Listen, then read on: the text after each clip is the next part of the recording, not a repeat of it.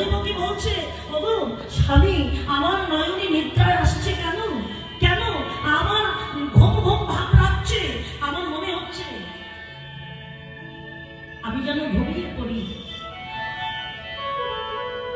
সেই সময় ভগবান শ্রীকৃষ্ণ ওই লৌহ কারাগারে দৈবকীর অষ্টম গর্ভে নিতাই গৌর হরি হরি নিদ্রায় অচাত। আর ভগবান যেই ওই বংশের কারাগারে অষ্টম গর্ভে যখনই ভগবানের আবির্ভাব হলো, লৌহ কারাগার যেন আর অন্ধ